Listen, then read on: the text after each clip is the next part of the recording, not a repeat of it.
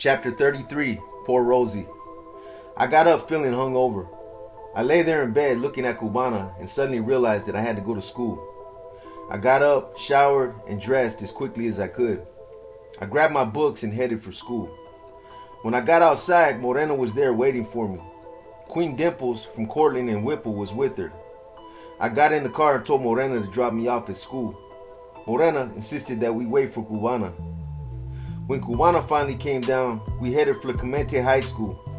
We drove down Potomac Street towards Western Avenue.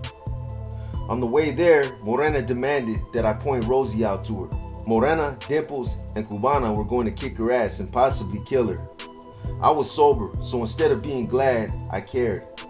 I didn't want anything to happen to Rosie. I was still mad at her, but I didn't want to be responsible for her death. I lit up a joint and tried to play it cool. I didn't say a word. Cubana threatened not to see me anymore if I didn't point out Rosie. Morena added that she would bring up the whole incident at the next meeting. I thought about the beating Slim got for trading coke for sex, and I put myself in his place. It was either going to be Rosie or me that got hurt. I decided it wasn't going to be me. Rosie always waited for me by the fire station on Western and Potomac. This day was no different, but Rosie got tired of waiting for me and was already walking to school. Sheena was with her. Morena saw Sheena and asked me if the other girl was Rosie. Yes, I answered in a low voice. I made sure that they knew that Sheena wasn't a gangbanger and that she had saved my life. Morena ordered Cubana and Dimples not to touch Sheena. We pulled into the parking lot across the street from Clemente Field on the same side where they were walking. I got out of the car and sat on the hood. My eyes were watery, knowing the fate that awaited Rosie. Rosie and Sheena saw me and walked toward me. Morena got out of the car, walked behind two other parked cars, and came up behind them. Cubana and Dimples got out of the car and stood on either side of me. A look of terror came over Sheena's face, as if she knew what was going to happen. Rosie acted like nothing had happened over the weekend. She said, "I'm mad at you. Why didn't you go to my party?" I got off the car and said, "You stupid bitch," and grabbed Sheena.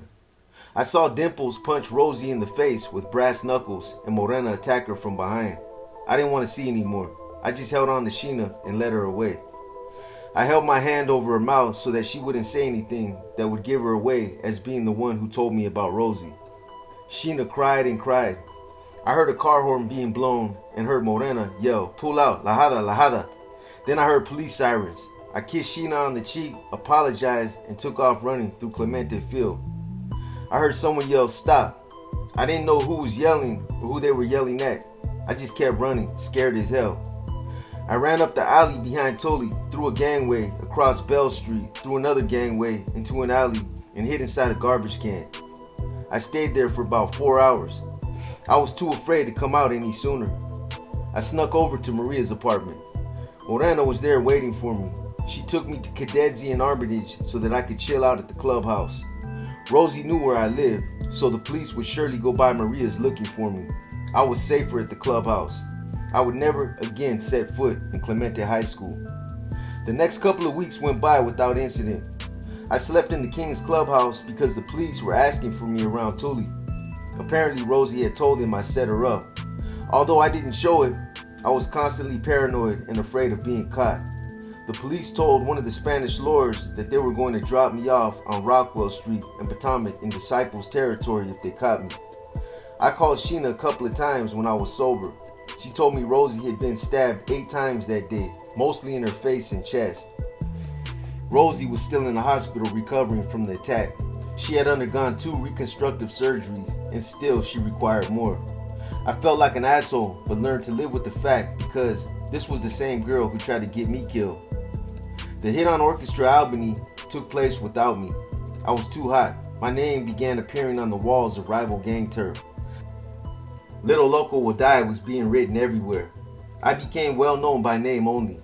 A few times I was being talked about while I was sitting right in front of the speaker and they didn't even realize it. I had not been to Maria's for 3 weeks. In my absence, she got a new live-in boyfriend. He was a black guy. He was tall and skinny and wore his hair in an afro. He loved to wear expensive jewelry. He was also a drug dealer. One night, I decided to go to Maria's and had Paco and Tito drive me. they parked me in front of Maria's and stayed in the car while I went upstairs. They were going away from me so we could go to a King's Nation party together. While I was in the house, Maria's boyfriend came staggering in. He was bleeding from the face and neck. He said 2 guys in a blue car stuck him up and took his jewelry, money, and drugs. Maria had looked out the window when I was dropped off. She knew as well as I did that Paco and Tito did it. Maria went off. She told me to take my stuff and leave. She didn't want me in her house anymore.